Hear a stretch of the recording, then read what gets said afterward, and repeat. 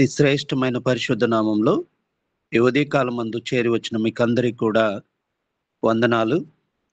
చదువుకున్న లేఖన భాగాన్ని బట్టి మనం ఈ దినమందు దేవుని యొక్క అతి పరిశుద్ధమైన, సజీవమైన, సత్యమైన మాటలను కొద్ది సమయం పాటు మనం ధ్యానం చేసుకుందాం.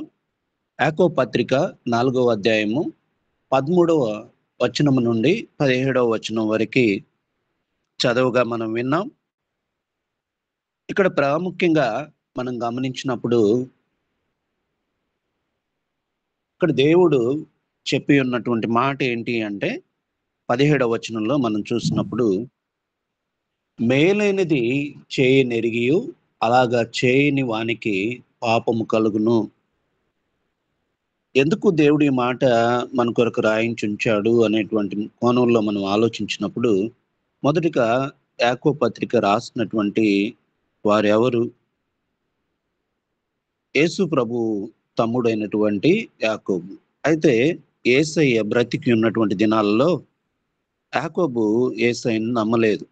ఆయన సజీవుడు, దేవుని కుమారుడు అనేటువంటి విషయాన్ని నమ్మక, ఆయన చనిపోయి తిరిగి పునరుద్ధానమైనప్పుడు అనేక మార్లు తన బిడ్డలకి ఆయన కనిపించినప్పుడు, మరి ప్రత్యేకంగా యాకోబును కూడా దర్శించినప్పుడు, అప్పుడు ఆయన సజీవుడైనటువంటి దేవుని కుమారుడు అనేటువంటి విషయాన్ని ఆయన గ్రహించి, యెరూషలేము యొక్క సంఘ నాయకుడిగా అంత హోదాకి ఎదగడం, ఆయన రాసినటువంటి వాక్య భాగాల్లో నుండి కొన్ని భాగాల్ని మనం ఈ దినాన ధ్యానం చేయబోతూ ఉన్నాం. ఆయన యొక్క మాటలు ఎలాగా ఉంటాయి అంటే, చాలా సూటిగా రాస్తున్నట్టు మనకు అనిపిస్తుంది. అందుకనే మార్టిన్ లూథర్ కింగ్ ఈ భాగాన్ని, ఈ పుస్తకాన్ని అసలు బైబిల్‌లోనే ఉండకూడదు అనేటువంటి అనేటువంటి విషయాన్ని కూడా ఆయన ఆలోచించినట్టు చరిత్రకారులు చెప్తారు. ఎందుకంటే ఈ మాటలు ఎప్పుడు కూడా ఈ 5 అధ్యాయాలు మనం గమనించినప్పుడు చాలా సూటిగా చెప్పినట్టు మనకు అనిపిస్తుంది. ఎందుకంటే మానవ నైజం ఎట్లాంటిది అంటే, సూటిగా చెప్పడం, ఉన్నది ఉన్నట్టు చెప్పడం ఎవరికీ ఇష్టం ఉండదు. ఈ భాగాల్లో మనం గమనిస్తూ ఉన్నప్పుడు అక్కడ ఒక 13వ వచనంలో ఒక మాట రాయబడి ఉంటుంది. ఏమని అంటే, నేడైనను రేపైనను ఒకానొక పట్టణమునకు వెళ్ళి అక్కడ 1 సంవత్సరం ఉండి వ్యాపారం చేసి లాభము సంపాదింతుము రండని చెప్పుకుని వారులారా. ఎవరిని గురించి మాట్లాడుతున్నాడు అంటే, చూడండి ఇక్కడ కూడా మనకు అనిపించేది ఏంటి అంటే, ఏదో ఇండైరెక్ట్‌గా చెప్తున్నట్టు కాదు గానీ, ఈ పని చేస్తున్నటువంటి మిమ్మల్ని గురించే నేను మాట్లాడుతూ ఉన్నాను. మీరు ఏదైతే చేస్తున్నారో అంటే ఇక్కడ దేవుని చిత్తాన్ని, దేవుని ప్రణాళికను, దేవుని ఆలోచనను విడిచిపెట్టి తమ ఆలోచనల మీద, తమ సొంత జ్ఞానము మీద, లేదా తమ సొంత ప్రణాళికల మీద ఆధారపడేటువంటి వ్యక్తుల గురించి రాస్తున్నట్టు మనకు అనిపిస్తూ ఉంటుంది. ముఖ్యంగా యాకోబు ఎవరికి రాశారు? చెదిరినటువంటి యూదా ప్రజలకు. యూదులు దేవుడు నమ్మినటువంటి పరిస్థితుల్లో, యేసయ్యనే నిజమైన దేవుడని నమ్మినటువంటి పరిస్థితుల్లో, ఆ నమ్మినటువంటి వ్యక్తుల్ని అప్పుడున్నటువంటి యూదా మత పెద్దలు హింసిస్తున్నటువంటి ఆ స్థితిలో, ఆ పరిస్థితుల్లో వారందరూ కూడా చెదిరిపోయి ఇతరితర ప్రాంతాలకు వారు వెళ్ళిపోయినప్పుడు, అలాగా చెదిరిపోయి ఉన్నటువంటి యూదుల కొరకు యాకోబు గారు ఈ పత్రిక రాసినట్టు చరిత్రకారులు చెప్తారు. కాబట్టి ఇక్కడ మనం గమనించినప్పుడు అక్కడ మనం అర్థం చేసుకోవాల్సినటువంటిది ఏంటి అంటే, దేవుని చిత్తము, మనుష్యుని యొక్క చిత్తము. మనుషుని యొక్క చిత్తము దేని గురించి ఆలోచిస్తుంది అంటే, ఈ లోక సంబంధమైనటువంటి వాటి గురించి.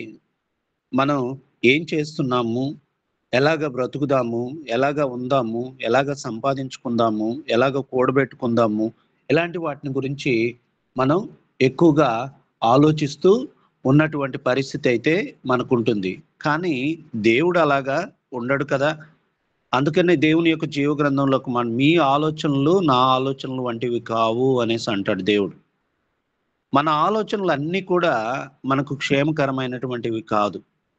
అందుకే ఇక్కడ ఏమంటున్నారు, మనం ఒక పట్టణానికి వెళ్ళి అక్కడ ఒక్క సంవత్సరం అక్కడే ఉండి వ్యాపారం చేసి మనం లాభం సంపాదించుకుందాము అని ఒకరితో ఒకరు వాళ్ళు ఏం చేస్తున్నారంటే చెప్పుకుంటూ ఉన్నారు. ఒకరితో ఒకరు చెప్పుకుంటూ ఉన్నారు. ఎందుకు చెప్పుకుంటున్నారు ఆ విధంగా అంటే, వారు ఈ లోకపరమైనటువంటి ఆశలు ఏవైతే ఉన్నాయో, మనం మామూలుగా మనుషులుగా మనం ఏం ఆలోచిస్తున్నాం, మనం పరిశుద్ధులమైనప్పటికీ, దేవుని చేత ఏర్పరచబడినటువంటి బిడ్డలమైనప్పటికీ కూడా, మనం ఈ లోక సంబంధమైనటువంటి వాటి గురించే ఆలోచిస్తూ ఉంటాం ఎక్కువగా. ఎందుకంటే పక్కన వారు అలాగా సమృద్ధిలోనికి వస్తున్నారు. వాళ్ళు అభివృద్ధిలోనికి వస్తూ ఉన్నారు. మన పరిస్థితి ఏంటి? మన దీనస్థితి ఇలాగే ఉండిపోయిందే అనేటువంటి పరిస్థితిని మనం గమనిస్తూ ఉంటాం. అందుకే దేవుని యొక్క జీవ గ్రంథంలో నీకున్న స్థితిలోనూ, లేని స్థితిలోనూ నువ్వు దేవుణ్ణి బట్టి ఆయన్ని స్తుతిస్తూ, ఆరాధిస్తూ ఉండాలి అనేటువంటి పరిస్థితిని మనం గుర్తు చేసుకోవాలి. అంతేకాని మన ఆలోచనల్ని, మన ప్రణాళికల్ని మనం వేసుకుంటూ దేవుణ్ణి పక్కకు నెట్టి, దేవుని చిత్తాన్ని జరిగించకుండా, మనం మన సొంత జ్ఞానాన్ని నమ్ముకుని, మన ఇష్టానుసారంగా మనం జీవించడం, అది మన ఆత్మీయ జీవితానికి క్షేమకరము కాదు. ఎందుకంటే దేవుని ఉద్దేశాలు అవి చాలా ఉన్నతమైనవి. నువ్వు రక్షించబడ్డావో, ఆనాటి నుండి కూడా దేవుని యొక్క హస్తము ఎన్నడూ కూడా, ఎక్కడా కూడా నిన్ను విడిచిపెట్టనటువంటి పరిస్థితి దేవుని ద్వారా మనకుంటుంది.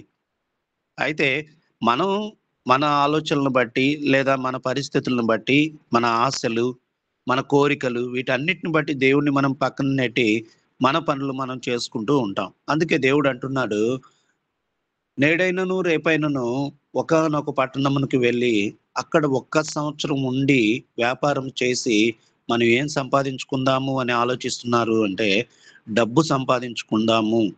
ఆదికాండంలో మనకు కనిపిస్తుంది. మట్టు కీళ్ళను తయారు చేసుకొని, ఆకాశాన్ని అంటేటువంటి ఆకాశం అంత ఎత్తుకి మనం భవనాలను కట్టుకుందాము. దేవుడిని విడిచిపెట్టేసాడు మనిషి. తన కోరికలు ఈ లోకంలో ఏమైతే ఉన్నాయో, తన చిత్తం ఏదైతే ఉందో, అందుకే దేవుడు కూడా ఒక మాట అంటాడు గదా! దేవుని యొక్క చిత్తాన్ని నా తండ్రి యొక్క చిత్తాన్ని నేను జరిగించుటకే ఈ లోకానికి వచ్చాను అని అంటాడు. మరి దేవాది దేవుడైనటువంటి దేవుని యొక్క కుమారుడే ఆ మాట అన్నప్పుడు, మనం దేవుని యొక్క చిత్తాన్ని విడిచిపెట్టి, దేవుని యొక్క ప్రణాళికలను విడిచిపెట్టి, దేవుడు మన పట్ల ఏం కలిగి ఉన్నాడు? ఆయన ఆశ ఏంటి? ఆయన కోరిక ఏంటి? మనల్ని ఎందుకు రక్షించుకున్నాడు? ఒకటి ఇక్కడ మనం ప్రశ్నించుకోవాల్సినటువంటి ఆ ప్రశ్న ఏంటి అంటే, దేవుడు నన్ను ఎందుకు ఏర్పాటు చేసుకున్నాడు? ఒకసారి ఆహ్, ప్రపంచ ప్రఖ్యాతి చెందినటువంటి సువార్థికుడైనటువంటి ఆయన, నాకు పేరు గుర్తు రావట్లేదు కానీ, ఆయన్ని ఒక విలేకరి అడిగాడంట. మీరు అనుకుంటే అమెరికా అధ్యక్షుడు గూడా కాగలరు. అంత ఫాలోయింగ్ మీకుంది. మరి మీకెందుకు కాకూడదు అంటే, ఆయన ఈ లోక సంబంధమైనటువంటి ఆలోచనలు ఆయనకు లేవు కాబట్టి, ఆయన పర సంబంధమైనటువంటి ఆలోచనలు ఆయనకున్నాయి కాబట్టి, ఆయన చెప్పినటువంటి మాట ఏంటి అంటే, నేను ఈ లోకంలో ఒక యాత్రికునిగా మాత్రమే నన్ను దేవుడు ఇక్కడికి పంపాడు. నేను ఒక యాత్రికుడిని. నా యాత్రాకాలం ముగిసిన తర్వాత అసలు నాకు ఈ దేశం నాది కాదు. ఈ ప్రాంతం నాది కాదు. నేను ఎవరి చేత పంపబడ్డాను అంటే, నా దేవుని చేత నేను పంపబడ్డాను. ఎలాగా పంపబడ్డాను? దేనికోసం పంపబడ్డానంటే, ఆయన పని నిమిత్తం ఒక సాధనముగా నేను పంపబడ్డాను. నా పని ముగించుకున్న తర్వాత, నా యాత్రాకాలం ముగిసిన తర్వాత, ఆయన పంపిన పని నేను ముగించుకున్న తర్వాత, నేను ఈ లోకం నుంచి విడిచిపెట్టి, నా దేశానికి నా లోకానికి నేను వెళ్ళిపోతాను అన్నాడంట. మరి మనం అలాగా లేం కదా! మనం దేవునిలో ఉంటే, దేవుని చిత్తాన్ని జరిగిస్తూ ఉంటే, మరి మన మాటలు కూడా అలాగే ఉంటాయి. ఈ లోకంలో ఉన్నటువంటి వాటి గురించి మనం ఏమి కూడా ఆలోచించం. మన కొరకు సమస్తము సమకూడి జరుగుతుంది అని దేవుడు రాయించుంచాడు. సమస్తము నీ కోసం ఏర్పాటు చేయబడినటువంటి పరిస్థితి మనకుంది. అయితే మనం దేని గురించి ఆలోచించుకుంటున్నాము అని దేవుడు అంటున్నాడు అంటే, ఈ లోకంలో మనం ఏం చేద్దాం? ఏం కట్టుకుందాం? ఏం సంపాదించుకుందాం? చూడండి ఇప్పుడు లోకంలో ఉన్నటువంటి మనుషులు తరతరాలు వారి యొక్క తరతరాలు కూర్చొని తిన్న తరిగిపోనంత ఆస్తిని సంపాదించాలని మనిషి ప్రయాసపడుతూ ఉన్నాడు. దాని కొరకు పరుగులెత్తుతూ ఉన్నాడు. అందుకే తర్వాత మాటలో అంటూ ఉన్నాడు, దేవుడు ఏమంటాడంటే, నేనేం రేపేమి సంభవించునో మీకు తెలియదు, మీ జీవం ఏపాటిది, మీరు కొంతసేపు కనబడి అంతలో మాయమైపోవు ఆవిరి వంటి వారే. కాబట్టి రేపేం జరుగుతుందో, రాత్రి మనం పడుకున్నాం, మరి ఏం జరుగుతుందో మనకు తెలియదు కదా, ఏం సంభవిస్తుందో మనకు తెలియదు కదా. మరి అలాంటి పరిస్థితుల్లో ఉన్నటువంటి మనము మరి దేని కొరకు మన ఆలోచనలు, దేని కొరకు మన పరుగు అనేది మనం ఆలోచించుకోవాలి. ఒకరోజు ఒక వ్యక్తి ఒక సముద్రపు ఒడ్డున కూర్చొని, బీచ్‌లో కూర్చొని ఆలోచిస్తూ ఉన్నాడంట. ఏమని ఆలోచిస్తూ ఉన్నాడంటే, తన ముందు ఒక పెద్ద భవంతి కనిపిస్తూ ఉంది. నేను అతనెవరు అంటే ఒక యవ్వన బిడ్డ. ఇలాంటి బిల్డింగ్స్ నేనెన్నో కొనుక్కోవాలి. ప్రపంచంలో అత్యంత విలాసవంతమైనటువంటి భవనం ఎవరికి ఉంది అంటే, అది నాకే ఉంది అని నేను నన్ను బట్టి అందరూ కూడా చెప్పుకోవాలి అనేటువంటి ఆలోచనలతో ఆలోచిస్తూ, తన యవ్వన కాలం నుంచి తన వృద్ధాప్యం వరకి ఎంతో కష్టపడి, ఆ నగరంలో ఉన్నటువంటి విలాసవంతమైనటువంటి భవనాలన్నిటిని కూడా కొనుక్కున్నాడంట. తన కుమార్తెలు, కుమారులు కలిగారు. వారికి కూడా బిడ్డలు పుట్టారు. వీరందరిని చూసి ఒకరోజు ఒక మంచి పార్టీ ఏర్పాటు చేసుకొని, వాటన్నిటిని బట్టి ఆయన సంతోషిస్తూ అలాగా వెళ్ళి తను ఆ బెడ్ మీద చాలా తృప్తిగా తలవాల్చి ఆలోచిస్తూ ఉన్నాడంట. నా జీవితకాలం అంతా కూడా నేను కష్టపడ్డాను. నేను సాధించవలసినటివన్నీ కూడా సాధించాను. సంపాదించవలసినటువంటివన్నీ కూడా సంపాదించాను. ఇప్పుడు డబ్బుంది, అధికారం ఉంది, అన్నీ ఉన్నాయి. ఇకన నేను వీటన్నిటిని బట్టి నేను సంతోషిస్తాను అనుకుని ఆయన అలాగా ఆలోచిస్తే, తనలో నుండి ఎవరో పక్కకి వెళ్ళిపోతున్నారంట. అయ్యా, మీరెవరు నాలో నుండి వెళ్ళిపోతున్నారు అంటే, నేను నీ ఆత్మను, ఈ లోకంలో నీ జీవితకాలం ముగిసింది, అందుకని నేను వెళ్ళిపోతున్నాను అన్నప్పుడు ఆ వ్యక్తి అడిగాడంట, అయ్యా, ఇంతకాలం నేను కష్టపడ్డాను, నిద్రాహారాలు మానాను, సంపాదించాను, ఎన్నెన్నో చేశాను, చేసి ఈ సమాజంలోనే అత్యంత ధనవంతుడిగా నేను ఎదిగాను. మరి నేను సుఖించాల్సినటువంటి సమయంలో, ఆనందపడాల్సినటువంటి సమయంలో, దీనంతటిని కూడా అనుభవించాల్సినటువంటి సమయంలో మరి మీరెళ్ళిపోతే ఎట్లా నన్నొదిలి అన్నప్పుడు, ఆ ఆత్మ అన్నదంట, ఏం చేస్తావు ఈ లోకంలో నువ్వుండి? పోనీ ఏదైనా తినగలవా? తినాలంటే నీ శరీరమంతా షుగర్ వ్యాధితో నువ్వు బాధపడుతూ ఉన్నావు. గుండె వ్యాధితో నువ్వు బాధపడుతున్నావు. సమస్తము రోగాలే. నువ్వేం తిని నువ్వు సంతోషించగలవు? పోనీ కాలు తీసి కాలు వేయగలిగినటువంటి పరిస్థితుల్లో నువ్వు ఉన్నావు అంటే, నువ్వు వృద్ధాప్యానికి వచ్చేసావు. ఇంకేం సంపాదించి ఏం సుఖిద్దామని అని అంటూ ఉన్నప్పుడు తనకు అప్పుడు అర్థమైందంట. నా జీవిత కాలం అంతా కూడా నేను దేని కొరకు ప్రయాసపడ్డాను. ఈ రోజుల్లో అలాగే ఉన్నారు.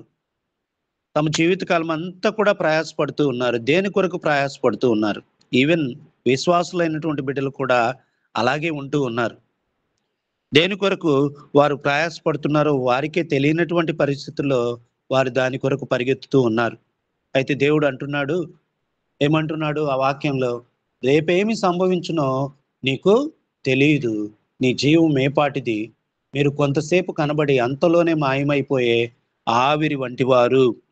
ఎప్పుడైనా ఆవిరిని చూసారా? లేదా నీటి బుడగ మీరెప్పుడైనా చూసారా? అది కొద్దిసేపు ఉంటుంది, తర్వాత పోతుంది. ఆవిరి చూసారా? ఆవిరి అలా ఒక ఏదైనా ఒక పాత్రలో వండుతున్నటువంటి ఆ పాత్ర మీద ఒక మూతను మూసినప్పుడు, ఆ మూత పై భాగానికి అంతా కూడా ఆవిరి అంటుకొని ఉంటుంది. ఎప్పుడైతే నువ్వు ఆ మూతని అలా తీస్తావో, చల్లటి గాలి దానికి తగిలినప్పుడు మళ్ళీ అది నీరుగా మారిపోతుంది. మన జీవితం కూడా అంతే. రేపేమి సంభవిస్తుందో మనకు తెలీదు. అది దేవునికి మాత్రమే తెలుసు. నీ వర్తమానం, నీ భవిష్యత్తు, నీ యొక్క ప్రతిదీ కూడా దేవునికి తెలుసు. అందుకని దేవుడు అంటున్నాడు, రేపేం సంభవిస్తుందో నీకు తెలియదు కదా! మరి దేని కొరకు నువ్వు ప్రయాసపడుతున్నావు? దేని కొరకు సంపాదించుకుంటున్నావు? దేని కొరకు నువ్వు పరిగెత్తుతున్నావు? దేని కొరకు ప్రయాసపడుతున్నావు అనేటువంటిది దేవుడు మనల్ని అడుగుతూ ఉన్నాడు. దేవుడు మనల్ని అడుగుతూ ఉన్నాడు. లూకాసు వార్త 12వ అధ్యాయం 19, 20 వచనాల్లో ఒక మాట రాయబడి ఉంటుంది. ఏమని రాయబడి ఉంటుంది అంటే, నా ప్రాణమా, నా ప్రాణంతో ప్రాణమా, అనేక సంవత్సరములకు విస్తారమైన ఆస్తి నీకు సమకూర్చబడి ఉన్నది. సుఖించుము, తినుము, త్రాగుము, సంతోషించుమని చెప్పుకుందుననుకొనెను. అయితే వెర్రివాడా, ఈ రాత్రి నీ ప్రాణమును అడుగుచున్నాను అని దేవుడు మనల్ని అడిగితే, సంపాదించారు, అన్ని కూడా సంపాదించారు. సంపాదించుకుని ఇందాక మనం ఎగ్జాంపుల్ చెప్పుకున్నటువంటి ఆ ఆస్తికర్త ఎలాగైతే అనుకున్నాడో, అలాగే మనకు ఈ వాక్యంలో రాయబడినట్టు ఏమంటున్నాడు? సుఖించుము, తినుము, త్రాగుము, సంతోషించుమని నా ప్రాణంతో నేను చెప్పుకుంటున్నాను. అయితే దేవుడు అంటున్నాడు, వెర్రివాడా, ఈ రాత్రి నీ ప్రాణాన్ని నేను అడిగితే నువ్వు సంపాదించినటువంటివన్నీ కూడా ఏమైపోతాయి? ఎక్కడికి పోతాయి? ఎవరు తింటారు? ఎవరు అనుభవిస్తారు? కానీ మనిషి అలాగా ఆలోచించట్లేదు. ఒకవేళ నేను అనుభవించకపోతే పోయాను, నా తర్వాత వారు అనుభవిస్తారు గదా! దేని కొరకు మనిషి పరిగెత్తుతున్నాడు అంటే, దేని కొరకు ఒక విశ్వాసి పరిగెత్తాలి? నిత్యత్వం కొరకు, దేవుని చిత్తాన్ని జరిగించడం కొరకు. ఈ మధ్య నేను ఒక బ్రదర్‌తో మాట్లాడుతూ ఉన్నప్పుడు, ఆ బ్రదర్ అన్నాడు, నా వారిని, నా సొంత వారిని నేను ప్రేమించడానికి నాకొక అక్కుండేది. అక్క నన్ను వదిలిపెట్టింది. ఆ అక్కని గురించి నేను ఆలోచించినప్పుడల్లా, అక్కతో నాకు చాలా అటాచ్‌మెంట్. నా సొంత అక్క. ఆ అక్కతో నాకు చాలా అటాచ్‌మెంట్. ఎందుకు నేను కోల్పోయానా అని ఆలోచించిన ప్రతిసారి చాలా బాధపడేవాడిని అని అంటూ, తరువాత ఆయన అన్నటువంటి మాట ఏంటి అంటే, దేవుని యొక్క నేను నాకు రక్త సంబంధికురాలైనటువంటి ఒక అక్కను గురించి నేను ఎంతగా ఆలోచిస్తున్నానో, మరి దేవుని గురించి, దేవుని పరిచర్య గురించి, దేవుని సేవ గురించి, దేవుడు నాకు అప్పగించిన బాధ్యతల గురించి నేను ఎందుకు అంత ఆశ నాలో ఎందుకు లేకపోతూ ఉంది? ప్రతి క్షణం అక్కని గురించి ఆలోచించుకుంటున్నాను గదా! మరి దేవుని పని గురించి నేను ఎందుకు ఆలోచించట్లేదు? అలాగా ఉండట్లేదు. ఎందుకు ఉండట్లేదు అంటే, మనిషి దేని గురించి పరిగెత్తుతున్నాడు అని ఇందాక మనం అనుకుంటున్నాం. సంపాదించుకుందాం. ఆ సంపాదించిన ఆస్తిని అంతటిని బట్టి సంతోషిద్దాం. దాన్ని బట్టి సంతోషిస్తూ, తినుతూ, త్రాగుతూ, సుఖిస్తూ ఉందామనే మనిషి ఆలోచన ఉంది గానీ, మరొక ఆలోచన మనిషికి లేకుండా ఉంది. అందుకే సామెతల గ్రంథంలో ఒక మాట రాయించి ఉంచాడు దేవుడు. చూడండి, ఆ సామెతలు 27:1 రేపుటి దినమును గురించి అతిశయపడకము. ఏ దినమున ఏమి సంభవించునో అది నీకు తెలియదు. దేవుడు ఇంత స్పష్టంగా మనతో మాట్లాడుతూ ఉన్నప్పుడు, అందుకే రాత్రికాల సమయంలో మనం ఏమని ప్రార్థన చేస్తాం? దేవా, నేను పడకల మీదకి చేరుతూ ఉన్నాను. విశ్రాంతి తీసుకోబోతున్నాను. దినమంతా కూడా నేను కష్టపడ్డాను. ఇదిగో విశ్రాంతి తీసుకుపోతున్నటువంటి ఈ సమయంలో దేవా నన్ను కాపాడు. రేపటి దినాన్ని నాకు దీవెనకరంగా చేయి అని మనం ప్రార్థన చేస్తాం. ఎందుకు చేస్తాం? ఆ దినం మనది కాదు కాబట్టి. నువ్వు నిద్రిస్తున్నటువంటి సమయం నీది కాదు కాబట్టి. కాబట్టి రేపేం సంభవిస్తుందో, నీ జీవితం ఎలాంటిదో దేవుడు చాలా స్పష్టంగా మాట్లాడుతూ ఉన్నప్పుడు, మనం దేని కొరకు పరిగెత్తాలి? దేని కొరకు మనం ఈ లోకంలో జీవించాలి? ఇందాక చెప్పుకున్న గొప్ప దైవ సేవకుడు ఆయన చెప్పినటువంటి మాట, ఈ లోకంలో నేను ఒక యాత్రికుడిని అని చెప్పాడు గదా! మరి ఆ మాట మనం చెప్పగలుగుతున్నామా? ఎంతసేపయినా కనీసం ఒక 10 నిమిషాలు, ఒక 5 నిమిషాలు కూడా దేవునితో గడపలేనటువంటి మహా భయంకరమైనటువంటి స్థితిలో మనం ఉన్నామంటే చూడండి. ఎందుకని అంటే, మన ఆలోచనలన్నీ కూడా దేవుని చిత్తాన్ని జరిగించాలని కాదు కానీ, మన చిత్తాన్ని జరిగించుకోవాలని. అందుకని దేవుని చిత్తాన్ని పక్కన పెట్టి, మనం దేని కొరకు పరిగెత్తున్నామంటే, ఈ లోకం కొరకు, లోకంలో ఉన్నటువంటి వాటి కొరకు, వాటిని సంపాదించుకోవడానికి మనం పరిగెత్తుతూ ఉన్నాం.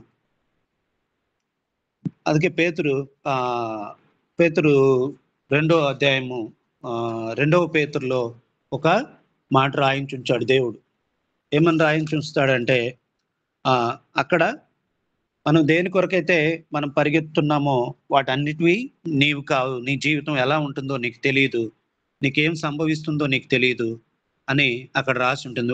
ఇంకొక మాటను మనం చూద్దాం. కీర్తనల గ్రంథము 39వ అధ్యాయము 4, 5 వచనాల్ని మనం చూసినప్పుడు దేవుని యొక్క హృదయానుసారుడు దేవుడే చెప్తాడు దావీదు మహారాజు గురించి. ఏమని చెప్తాడంటే, దావీదు మహారాజు నా హృదయానుసారుడు అని చెప్తాడు. మరి దేవుని యొక్క హృదయాన్ని మనం ఎరిగి మనం నడుచుకోవడం అది చాలా ప్రాముఖ్యమైనటువంటి విషయం. దేవుడు నన్ను ఎందుకు ఏర్పాటు చేసుకున్నాడు? ఇది మనం ఆలోచించడం. దేవా, నేను ఈ దినం నీ చిత్తాన్ని నేను ఎలా జరిగించాలి? ఏ విధంగా నీ మాటను నేను ఇతరులతో పంచుకోవాలి? ఏ విధంగా నేను నీవిచ్చినటువంటి ఆ పనిని నేను నెరవేర్చాలి? సాక్షాత్తు దేవుని కుమారుడైనటువంటి యేసు ప్రభువే అంటాడు, నా చిత్తం కాదు కానీ నా తండ్రి చిత్తమే నెరవేరును గాక. మరి సాక్షాత్తు దేవుని కుమారుడే ఆ మాట అన్నప్పుడు, మన చిత్తాన్ని మనం ఎలా నెరవేర్చుకోవాలని ఆశపడదాం? అలా ఉండడం మన యొక్క ఆత్మీయ జీవితానికి మేలుకరం కాదు. నువ్వు దేని కొరకైతే పరిగెత్తుతున్నావో అదంతా కూడా దేవునికి తెలుసు. అదంతా కూడా నీ కోసం ఏర్పాటు చేశాడు దేవుడు. పాల్ యాంగ్‌చో గారి జీవితాల్లో మనం చూసినప్పుడు ఎంత స్పష్టంగా ఆయన ప్రార్థించేవారంటే తనకు కావాల్సినటువంటి వాటి కొరకు. దేవుని చిత్తాన్ని మీరకుండా తనకి ఏం కావాలో దేవుడు ఎలాగా వాటిని అనుగ్రహించాడో అవన్నీ కూడా దేవుని చేత మన కొరకు అనుగ్రహించబడి ఉన్నాయి. అయితే మనం చేయవలసినటువంటిది ఏంటి అంటే దేవుని చిత్తాన్ని ఎరిగి ఈ జీవితం నీది కాదని తలంచుకొని, ఈ జీవితం ఎప్పుడు ముగిసిపోతుందో, ఈ ప్రాణం, ఈ జీవం ఎప్పుడు నీ శరీరం నుండి వేరైపోతుందో అది గ్రహించి దేవుని యొక్క చిత్తాన్ని జరిగించడానికి మనం అతిశయపడాలి. దేవుణ్ణి బట్టి మనం అతిశయపడాలి గానీ, మనం ఈ లోకంలో ఉన్నటువంటి వాటిని బట్టి మనం ఎప్పుడూ కూడా మన యొక్క స్థితిని బట్టి కొంతమంది ఉంటారు. వారి యొక్క స్థితిని మర్చిపోతారు. రాత్రి ఒక అయ్యగారి వాక్యాన్ని నేను వింటూ, వారి అమ్మగారు ఎంతో కష్టపడేదంట. కొంత డబ్బులు దొరికిన తర్వాత 2 రోజుల నుంచి అన్నం తినలేదంట. అక్కడ దూరంగా చూస్తే ఒక మామిడి పళ్ళు అమ్మేవాడు కనిపిస్తే కొంత డబ్బులిచ్చి ఒక మామిడి పండు కొనుక్కొని తను నిలబడినటువంటి ఆ ప్లేస్ ఏందో కూడా గ్రహించకుండా దాన్ని చాలా త్వరితంగా దాన్ని తినివేసి అప్పుడు ఆమె అన్నదంట, నాయనా మనకున్న తన కుమారుడితో అన్నదంట, నాయనా మనం ఏ స్థితిలో ఉన్నప్పటికీ కూడా దేవునికి స్తుతులు చెల్లించాలి. అలా ఆకలితో అలమటించేటువంటి ఆ స్థితిలో నుంచి దేవుడు ఈ దినాన ఈ స్థితిలోనికి నన్ను తీసుకొచ్చాడు, నా కుటుంబాన్ని తీసుకొచ్చాడని మనం దేవునికి స్తుతులు చెల్లించాలి అనేటువంటి. కానీ ఈ రోజుల్లో మనం ఎలాగున్నాము అంటే మన స్థితిని మర్చిపోతూ ఉన్నాం. మన యొక్క కన్నులు కిందకు కాదు కానీ అందుకే పెద్దలంటారు ఏమంటారు? మనం ఎంత ఎత్తుకెదిగినప్పటికీ కూడా మన కన్నులు క్రిందకే చూడాలి అంటారు. మనం ఎంతకెదిగి దేవుని బట్టి మనం ఆశించాలి. దేవుడు ఇచ్చినటువంటి దాన్ని బట్టి ఆశించాలి గానీ, నా దేవా నా స్థితి ఇది. నేను ఈ స్థితిలో ఉన్నాను. నన్ను ఆస్తికర్తనుగా చేసినందులకు నీకు స్తుతులు, స్తోత్రాలయ్యా. ఎన్నడూ కూడా ఈ ఆస్తిని బట్టి నేను అతిశయించుకుంటున్నట్టు, నిన్ను బట్టి నేను అతిశయించులాగున నన్ను నీ కృపలో జ్ఞాపకం చేసుకో దేవా అంటే అదెంత బావుంటుంది. మనం దేవుని చిత్తాన్ని ఎరగట్లేదు. దేవుని చిత్తాన్ని ఎరిగి మనం బ్రతికినట్లయితే అది దేవునికి మనం చెల్లించేటువంటి మహిమ. ఈ ఉదయకాలం మనం లేస్తున్నాం, 5 గంటలకి లేస్తున్నాం. చాలా కష్టమైనటువంటి పరిస్థితి. అయితే దేవుని సన్నిధిలో మనం కూర్చొని, దేవుని మాటలను వింటూ, దేవుని స్తుతిస్తూ, దేవునికి మన విజ్ఞాపనలు, మన ప్రార్థనలు మనం విన్నవించాలని ఈ ఉదయకాలం మందు పనుగట్టుకొని మనం లేచి కూర్చుని, దేనికి ఇదంతా? మనల్ని బట్టి మనం ఆశించడానికా? లేదా దేవుడిని బట్టి మనం ఆశించడానికా? ఇది చాలా మంది కూడా అర్థం చేసుకోలేనటువంటి పరిస్థితి. ఈవెన్ విశ్వాసులు కూడా అర్థం చేసుకోలేనటువంటి పరిస్థితుల్లో ఉన్నాం. కాబట్టి దేవుడు అంటాడు, నీ యొక్క గర్వాన్ని బట్టి లేదా నీకు కలిగి ఉన్నటువంటి దాన్ని బట్టి ఈరోజు ఆత్మీయమైనటువంటి గర్వం పరిశుద్ధుల్లో, విశ్వాసుల్లో రాజ్యం వెళుతూ ఉంది. ఆత్మీయమైనటువంటి గర్వం. చూడండి చర్చిల్లో గాని, మందిరాల్లో మనకు కనిపిస్తూ ఉంటుంది. నేను సీనియర్‌ని. నేను ఇప్పటికి 20 సంవత్సరాల నుంచి దేవుడిని నమ్ముకున్నాను. దేవుడు అంటాడు, మునుపటిది కడపటి దగును, కడపటిది మునుపటి దగును. దీన్ని బట్టి కాదు మనం అతిశయించాల్సింది. ఇదిగో దేవుని యొక్క కార్యాలు, దేవుని యొక్క పరిచర్య, దేవుని యొక్క పని నేను ఇలా జరిగించాను. నా దేవుడిని బట్టి నేను అతిశయిస్తున్నాను. ఇదిగో నా కలిగి ఉన్న స్థితిలో గాని, నా లేనటువంటి స్థితిలో గాని నేను దేవుడిని బట్టి అతిశయిస్తున్నాను అనేటువంటి దాన్ని బట్టి మనం అతిశయిస్తే దేవుడు సంతోషిస్తాడు. నీకు ఈ లోకంలో కలిగి ఉన్నటువంటి దాన్ని బట్టి, నాకు 5 బిల్డింగులున్నాయి, నాకు విస్తారమైనటువంటి ఆస్తి ఉంది, లేదా నాకు అంతుంది, ఇంతుంది, లేదా నేను ఒక అధికారిని, నా కింద ఇంతమంది ఉంటారు. ఇలాంటి వాటిని బట్టి కాదు. అది లోకంలో ఉన్నటువంటి వారు అలాగ చేస్తారేమో గానీ, దేవుని బిడ్డలమైనటువంటి మనము ఎవరిని బట్టి అతిశయించాలి? వాటన్నిటిని బట్టి కాదు. కొంచెం కలిగితే చాలు. మనం వేరొకరిని చాలా చిన్న చూపు చూస్తాం. మనం అతిశయిస్తాం, గర్వపడతాం. ఆత్మీయమైనటువంటి గర్వం కూడా మనలో ప్రవేశిస్తుంది. ఇది మన ఆత్మీయ జీవితానికి మంచిది కాదు అని దేవుడు స్పష్టంగా చెప్తున్నాడు. దేన్ని బట్టి అతిశయించాలి అంటే, దేవా ఇదిగో ఈ దినమందు ఇంత శ్రేష్టమైన ఆహారాన్ని నాకిచ్చావు. దేవా నన్నెంతగా ప్రేమిస్తున్నావయ్యా! నీ ప్రేమను బట్టి నేను అతిశయపడుతున్నాను. నాయనా నిన్ను హెచ్చిస్తున్నాను. నిన్ను మహిమ చెల్లిస్తున్నాను. నీకు చెందవలసినటువంటి మహిమను నీకు చెల్లిస్తున్నాను. నాకేమున్నప్పటికీ కూడా అది నీది. నువ్విచ్చింది. దాన్ని బట్టి నిన్ను బట్టి నేను అతిశయిస్తాను గానీ, దాన్ని బట్టి కాదు నాయనా. నువ్విచ్చినందుకు నీకు నేను స్తోత్రాలు చెల్లిస్తానని మనం చెప్తే, దేవుడు నిజంగా నిన్ను బట్టి సంతోషిస్తాడు. నువ్వు ఆయన బిడ్డవైనందుకు సంతోషిస్తాడు. కానీ మనం అలాగా లేమంట. చెప్తున్నాడు దేవుడు చూడండి. ఇప్పుడైతే మీరు మీ డంబముల యందు అతిశయపడుతున్నారు. కాబట్టి ఇట్టి అతిశయము చెడ్డది అని దేవుడు చెప్తున్నాడు. ఒకవేళ అలాంటిది మనలో ఏమైనా ఉంటే, దేవుడు ప్రేమతో మనతో మాట్లాడినటువంటి మాటలను బట్టి మనం విడిచిపెట్టుకుందాం. విడిచిపెట్టుకుందాం. దేవుడు అనేక రీతులతో నీతో మాట్లాడుతూ ఉంటాడు. అనేకమైనటువంటి వాటి ద్వారా చిన్న పిల్లల ద్వారా మాట్లాడతాడు. ఇంట్లో ఉన్నటువంటి భార్య ద్వారా, భర్త ద్వారా మాట్లాడుతుంటాడు.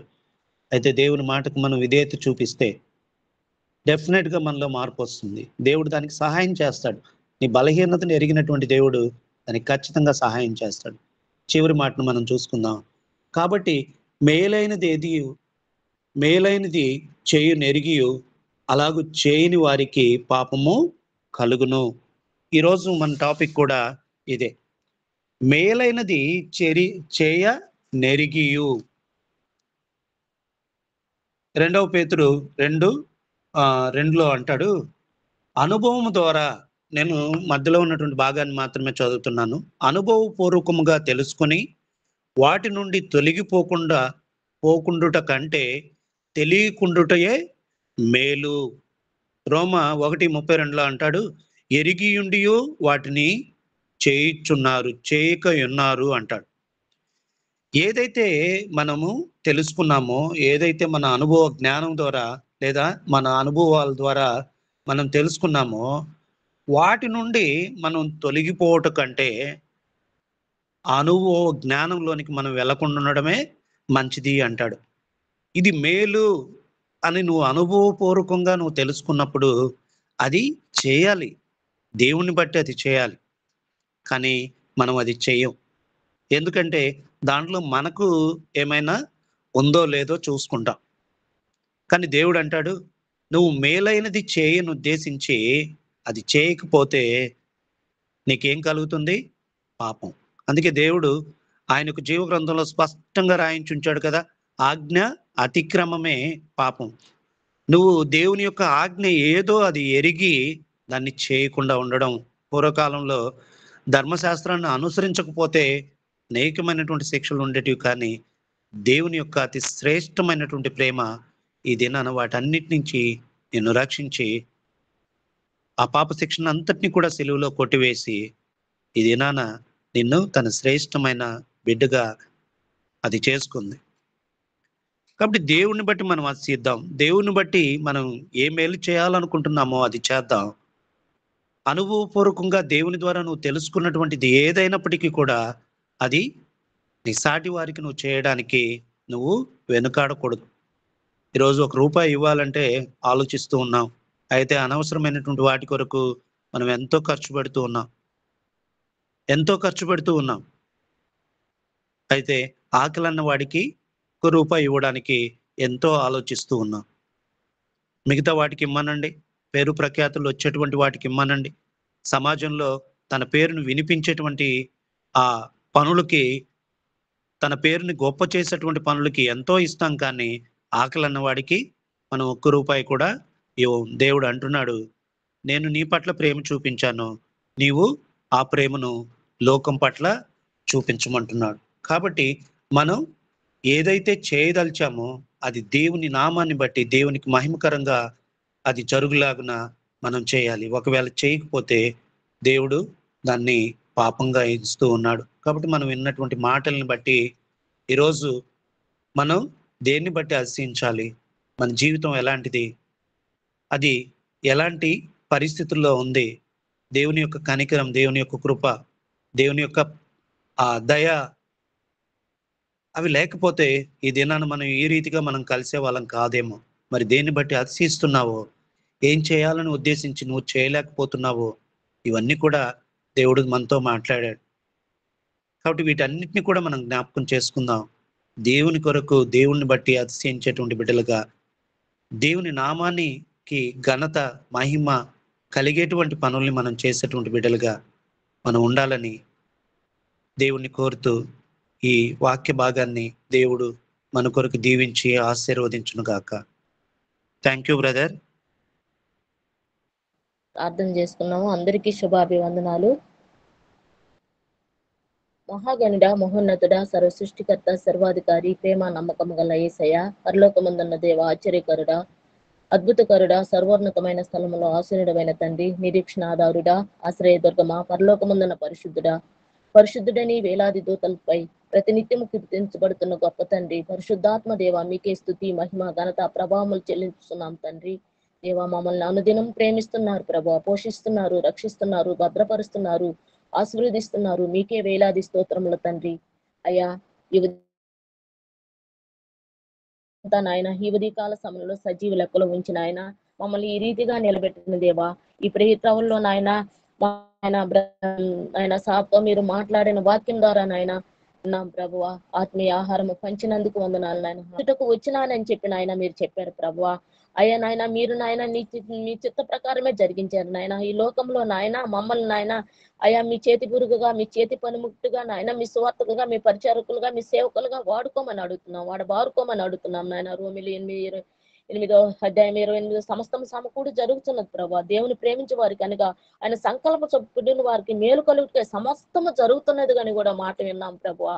ప్రతి ఒక్క విషయంలో నాయన మీరు ముందుండి సహాయం చేసినారు నాయన. లోక 12:19 నా ప్రాణమును అనేక సంవత్సరములు విస్తారమైన ఆశని సమకూడి జరుగుతున్నది, సుఖించము, తినుము, త్రాగుము, సంతోషించము అని చెప్పుకుంటారే గాని నాయన నీ చిత్త ప్రకారం జరిగించేవారే నాయన మీ ప్రకారం ఉన్నవారని చెప్పబడిన వాక్యం ఉన్నారు ప్రభు. నాయన సామెతలు 27:1 రేపటి దినమును గురించి అతిశయపడకూడదు, ఏ దినము సంభవించను అది నీకు తెలియదు అని చెప్పారు ప్రభు. నాయన అయ్యా మేము నా తండ్రి ఏ దినము నాయన ఆ దినము గురించే నిన్ను ఆరాధించాలి నాయన. రేపటి గురించి మేము నేను అతిశయపడకూడదు నాయన. అయ్యా మీరు నాయన చిత్త ప్రకారం జరిగించాలి ప్రభు. మేము దేని గురించి అతిశయపడకుండా ఉండేదానికి కూడా సహాయం దయచేయి నాయన. రోమిలు 1:32 ఎరుగు ఇండి అనే చేయకు ఏదైనా నువ్వు మేలు ఎరుగు ఇండి నువ్వు చేయకుండా వెనకంచి వేస్తున్నారు ప్రభు. అటువంటి నాయన మేము నాయన ఉండకుండా నాయన మేలైన దానిని మేము ఉండేదానికి కూడా సహాయం దయచేయి నాయన. ప్రతి ఒక్క విషయంలో నాయన మేము మేలు చేసే బిడ్డల్లాగా, ఆశీర్వదించే బిడ్డల్లాగా, ఆయుత్తపరిచే బిడ్డల్లాగా ఉండేదానికి సహాయం దయచేయండి. ఇంతవరకు నాయన వాక్యం ద్వారా మమ్మల్ని నాయన పదే నాయన మాట్లాడి నాయన మాతో నాయన మీరు ముందుండి నాయన సహాయం చేసినందుకు నాయన నడిపిస్తున్న నాయకుల్ని గుర్తు చేసుకుని ఆయన వారి కుటుంబాన్ని బలము, శక్తి, పరిపూర్ణ స్వస్థత సన్నిధి కాంతిండు బిడ్డల్ని ప్రతి ఒక్కరిని పేరు పేరు వరుసన ముట్టి స్వస్థపరచండి నాయన. ప్రేత్రవుల్లో ఎంతమంది ఆత్మీయ ఆహారం ఎదురు చూస్తున్నారు అట్టి బిడ్డలకి ఆయన మీరు ముందుండి సహాయం దయచేయండి. ఇదిగో మేము ప్రయాణం అంతట్లో నాయన మా పనులు జరిగించుకొని నాయన మేము మా డ్యూటీలకి వెళుచున్న మార్గములకు సరళముత్రోకు వెలుగుగా ఉండి ముందుండి సహాయం దయచేయమని సమస్త ఘనత మహిమ ప్రభావములు ఇక ఆరోపించుకుంటూ నా ఆశ్రయదుర్గమ, నా విమోచకుడు, నా నోటి మాటలు నా హృదయ దానం దృష్టికి అంగీకారములంటూ మీ ప్రియకుమారుడైన మా ప్రియ రక్షకుడు యేసయ్య నామం బట్టి అడిగి బతిలాడి మిక్కిలి వినయంతో గోజారి వేడుకురుస్తున్నాము తండ్రి. ఆమేన్. ఆమేన్.